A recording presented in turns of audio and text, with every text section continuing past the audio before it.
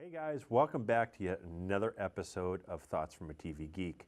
My name's Sean Scott. And I'm Kelly Neal, and we're going to talk about some of our favorite television shows. So stay tuned, we'll be right back.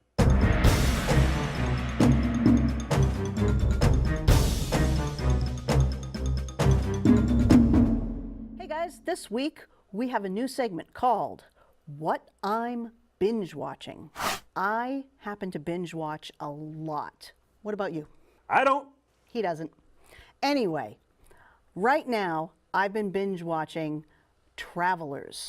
It's on Netflix. It's a Netflix original, really awesome show.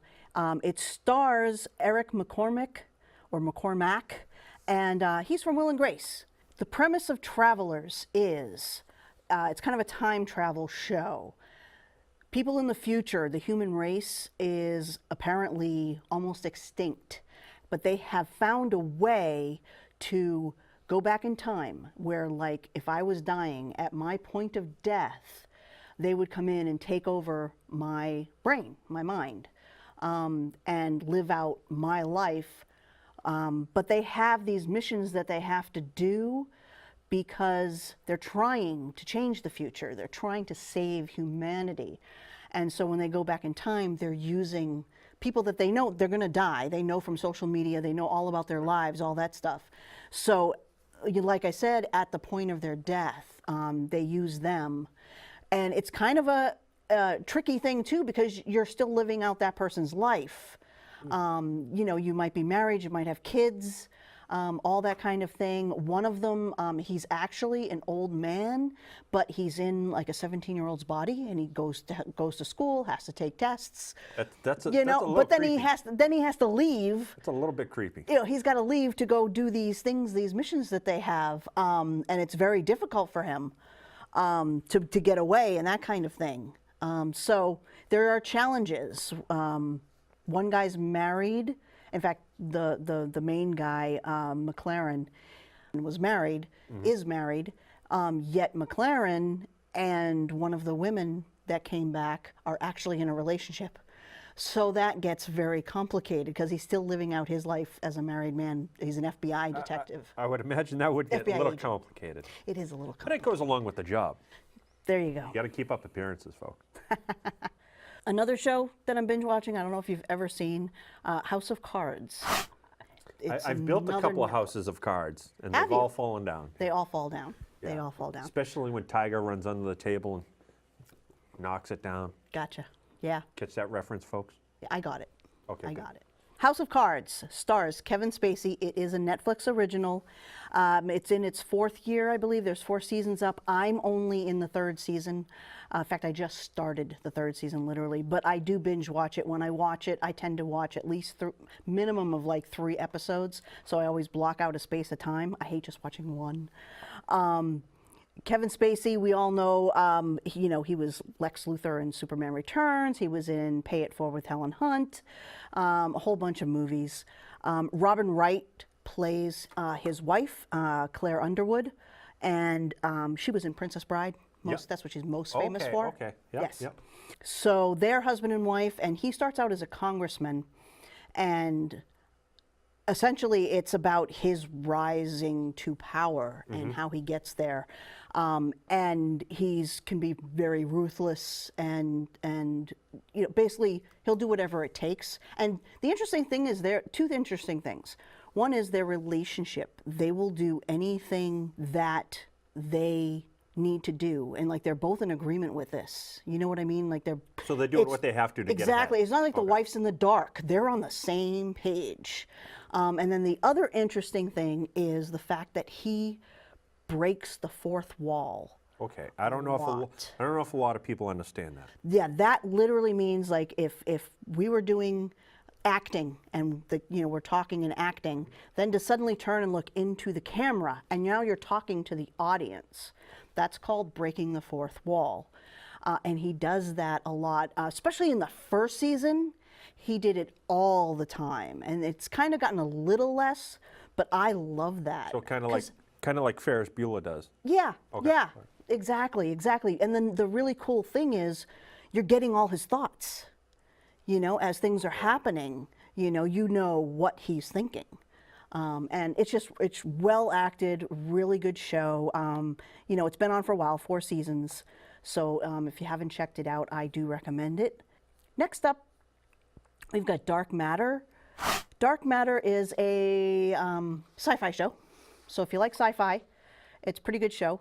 6 people wake up on a spaceship and they have no clue who they are or what they're doing there. And other than the android that they discover, they're the only ones on the ship. Yes, there's an android that they call Android. Well, it's just kind of funny because it sounds like a movie that's out right now. Does it? Yeah. Oh, the one Passengers. Passengers. Yes. It sounds exactly Yes. like. It's probably, I don't know, I haven't seen There's Passengers. an android, there's 2 people left there, and they're trying to figure out what happened. Well, this is a little different because this is, I haven't seen Passengers, so I don't know exactly why or what happens. But this is the fact that somebody obviously wiped their memories and they don't know why. And it's this whole figuring out their past. And, gradually things come to light about each of them and who they actually were.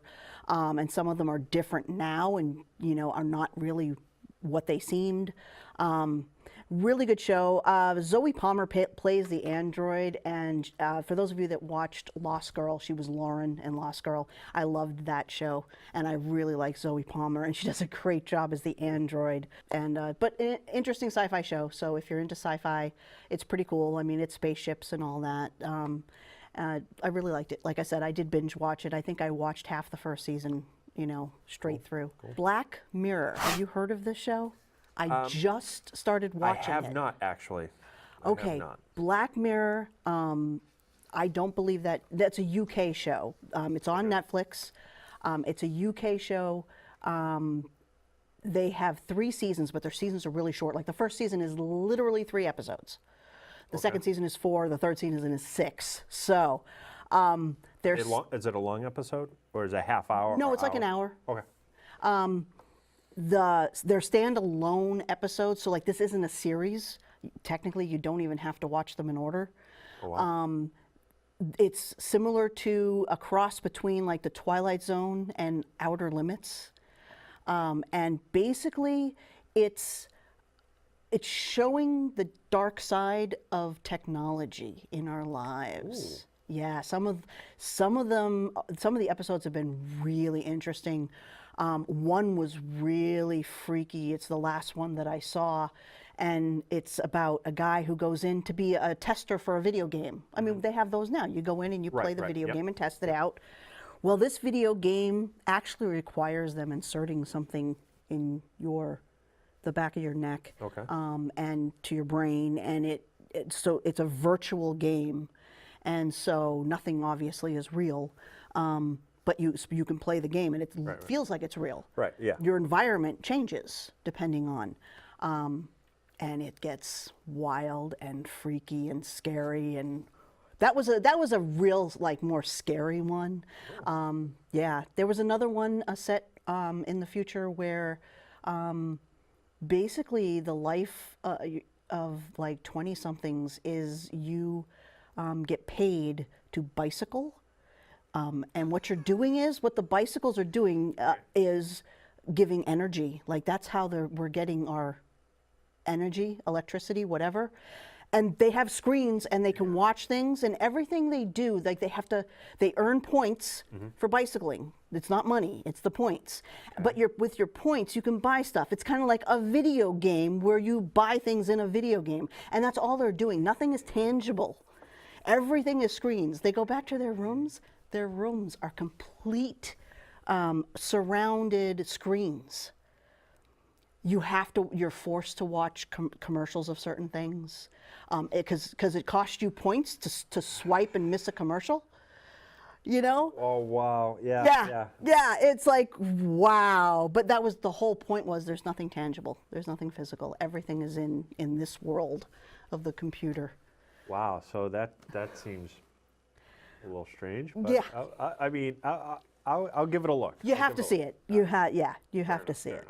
Next, we move on to, this is a show I know you have watched. and I have loved from the beginning. I do personally binge watch it. The first season, I think I binge watched most of that season, and that is Vikings. Great show.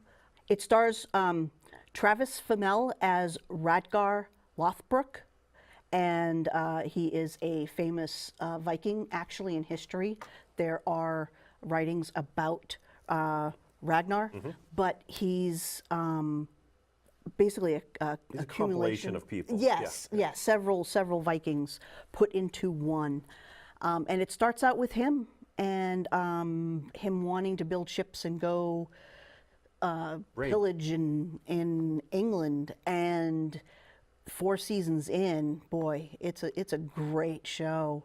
Great show. You know, I wasn't sure where they were going last season with the storming of Paris. Rollo wanted to become a king. He wasn't going to become a king in his country.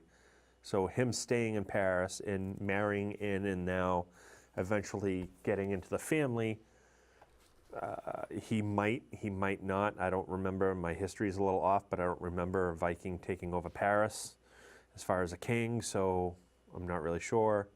I know they sacked a lot of countries. They even got as far as Rome, which Ragnar's oldest son, Bjorn, is going to do. I mean, he's on his way into the Mediterranean with Rollo to procure something.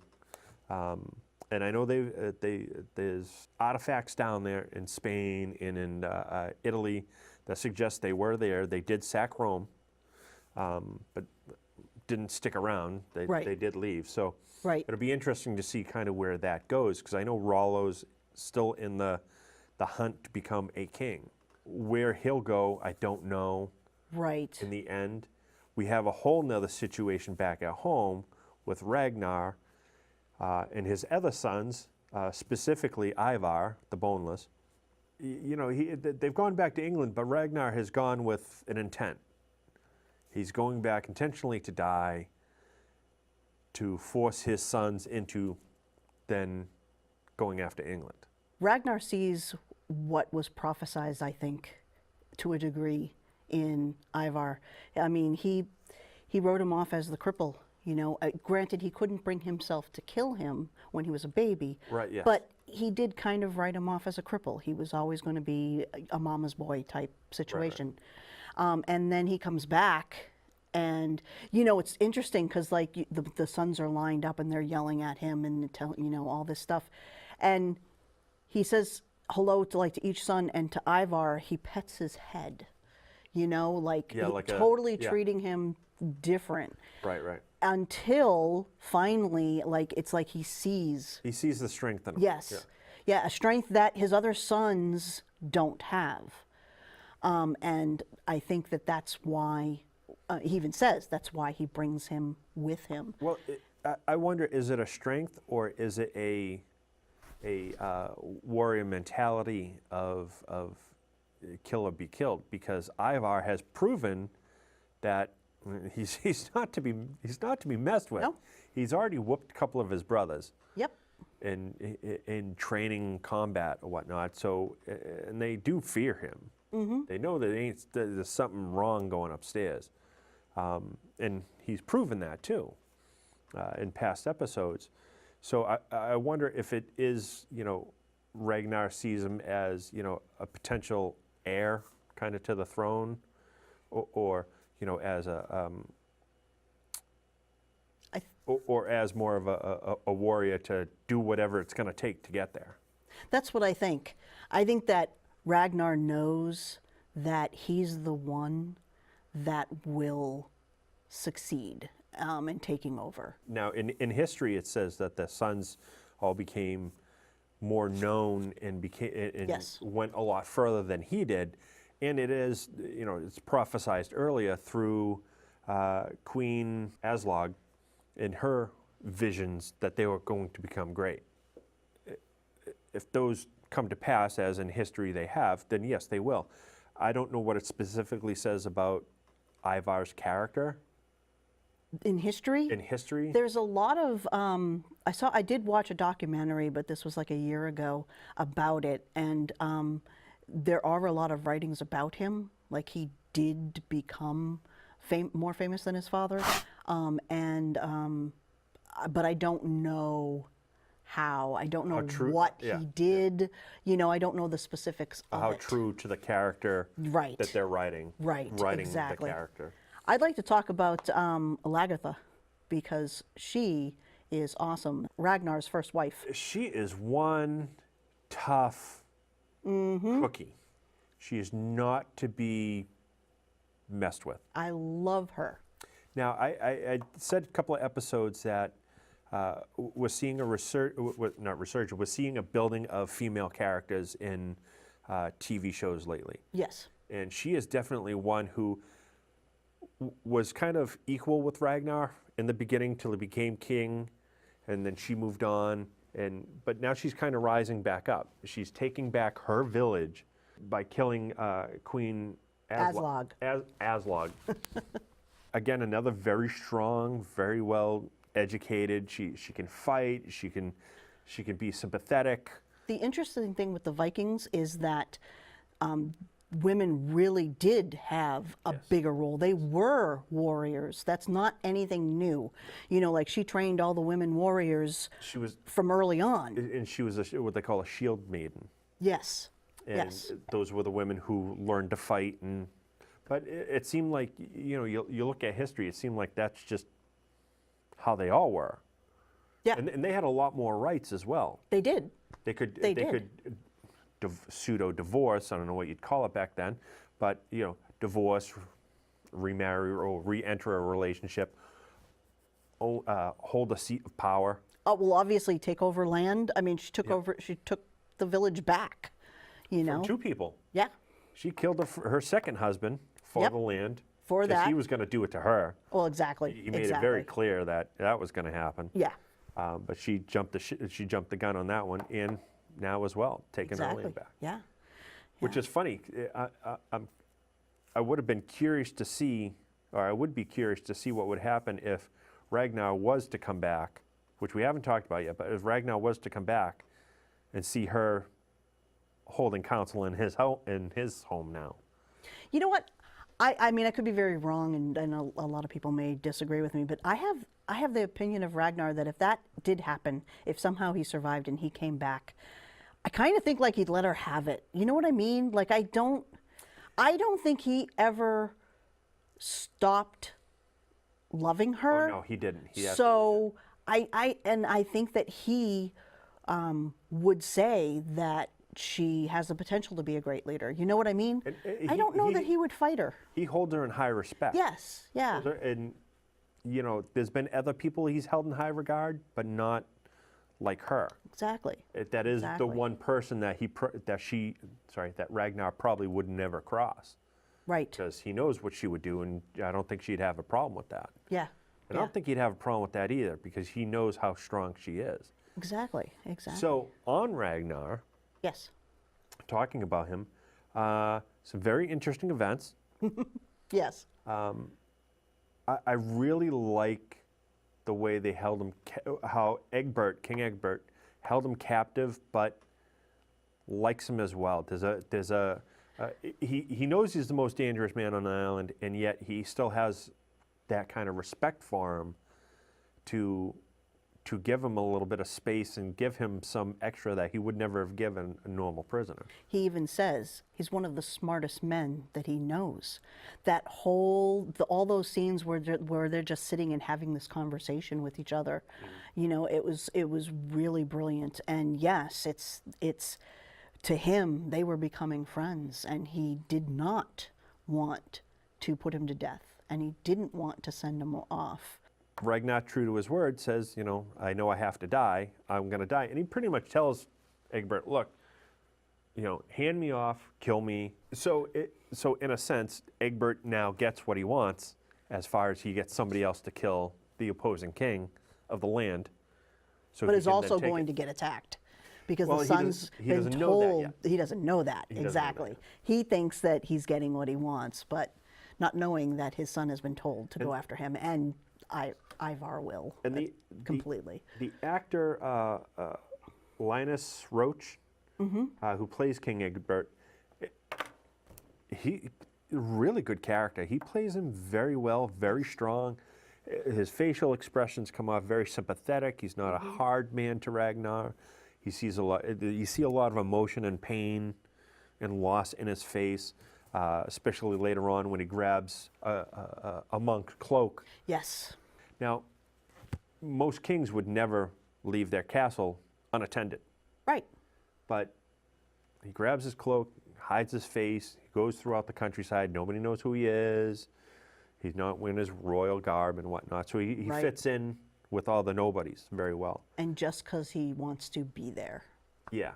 when at Ragnar's death, And- and not he doesn't want to be there, as a aha, he's dying. It's a friend thing. He just wanted Ragnar to see that he was there for him. The mutual respect. Yeah. And I'm going to call it the death of Ragnar. Although I don't, in some ways, I don't buy it. There's been other shows that have had characters die, but yet you end up seeing them later on.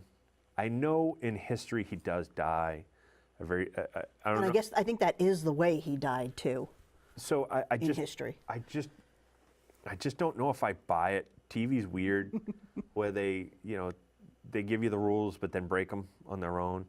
I don't know as if this writer has done that in the Vikings show.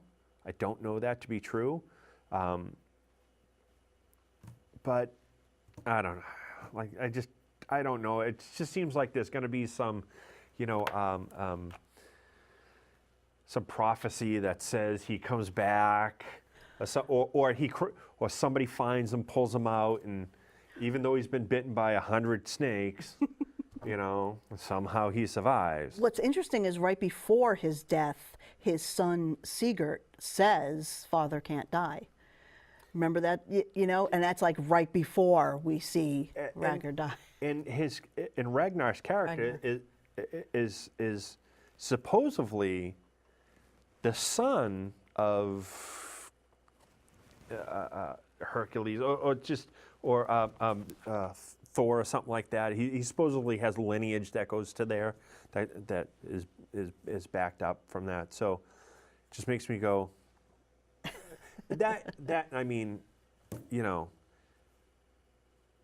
Mainstream TV doesn't kill off the main character unless it's the end of the show. But this could be the first. I understand that. So shows are starting to take pages from other shows Oh yeah. of kill off the main character but keep the show going for the benefit of the show, which is weird because that never would have happened 5 years ago. Well, 10 years ago. Yeah, we'll go 10 years. Before Game of Thrones. That would never have happened. Never.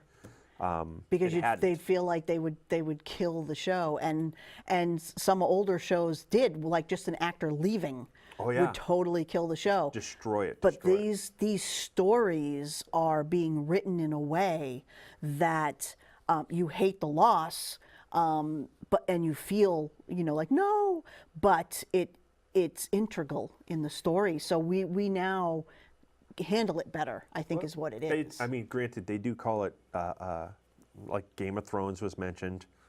It's not a specific person. Vikings is not the Ragnar show. Right.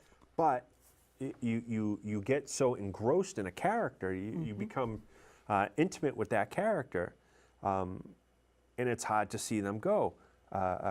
Great case in point, The Walking Dead. It's killing off people left and right, but you're vested in those characters, and it sucks to see them go. Yes. Because you're so vested in them, and they're so good. Yep. That you don't want them to leave because they added so much to the show. Oh, exactly. So it'd be interesting to see what happens in Ragnar's case. Okay, let's just say he died and he's dead. What does that landscape now look like? Because Rollo and Bjorn know nothing, No. and the brothers just found out Yes. that it has happened. And on top of that, Ivar has just come to that conclusion that, yes, he's most likely dead, because that's what he was going off to do. Oh, and by the way, your mother's dead. Right. So now, how's that play in the psychology of Ivar? How Yes. twisted is he going to become? And does he then, go with Lagertha to conquer more, or use her as a vessel to help conquering, and then take her out of the picture? It could go so many ways. All that with, so many ways. All that with Bjorn on the other side of the known, at that time, the known country, Yes. the known world, complete other side of the known world. So it'll be interesting to see what happens with that, because that's a whole separate storyline right there. Oh yeah. Oh yeah. Bjorn's trying to go out and find his own way. They're going to have that. Then they're going to have Lagertha and the other sons. Yep. Ivar. I think Ivar is going to become more of a main character. Oh, you have to now. Yeah, and that's it's going to break up into those groups, and it's what are they going to do? The brothers are supposed to go attack, and well, they have two brothers that aren't there. Right. So are they going? What are they going to do? And you have main characters that are on the other side of the world that are very close. Bjorn, Floki, Floki's he's already lost in the woods. Although I think he is set up to become the next seer. Oh yeah, I kind of get that vibe that that's where his character is going to go. I don't know how that's going to happen, because there has been in past episodes, I think a season or two ago, there was kind of hints that he is kind of in that direction. Right. So it'll be interesting to see what happens, because he was another one that was very much had a lot of love and a respect for Ragnar, Yes. and is gonna lose it. He's gonna lose it. Oh, absolutely. So it's a good show. Get on it. Like I said, like white on rice, and binge watch it. Hey, there we go. We just see how that circled around like that. And if you're binge watching shows that we haven't talked about, why don't you let us know on Twitter? I'm at Kelly E. Neal, hashtag TFATG, and let us know, what shows do you like? Maybe we'll check them out. 2016 was a very sad year for Star Wars fans. We lost several members of the Force. R2-D2, a beloved character of Star Wars, played by Kenny Baker, and Admiral Akbar, played by Eric Bowersfeld.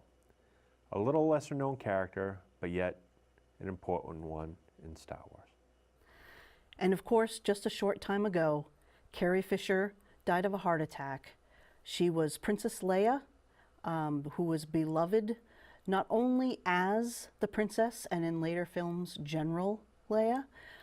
She also was the author of several amazing books, and she was a wonderful character on Twitter. If you followed her, she was funny, endearing, could be a smart aleck. There was so much love pouring in from other members of the Star Wars cast and director J.J. Abrams on Twitter and elsewhere on social media. Mark Hamill did a really long tribute to his movie sister about their times together and how much he loved her. She will be missed. We will see her in episode 8 because they filmed that last summer. So she is in that movie. We have no idea how they're going to broach the death of Carrie Fisher in episode 9. But I'm sure as time gets closer for them filming that, we'll hear what's happening. Carrie Fisher, wherever you are, may the Force be with you. Before we wrap up today, I just would like to say hi to Kay Griffin out there. He's a fan of the show, and I just want to say keep watching the show, and if you can, chime in. Let us know what you like to watch. And for the rest of you out there, feel free to contact us on Twitter, hashtag TFATG. I'm at Kelly E. Neal. Also, check out our website, thoughtsfromatvgeek.com. You can see all our episodes there. And on Facebook, we're Thoughts from a TV Geek. Thanks for watching. Bye.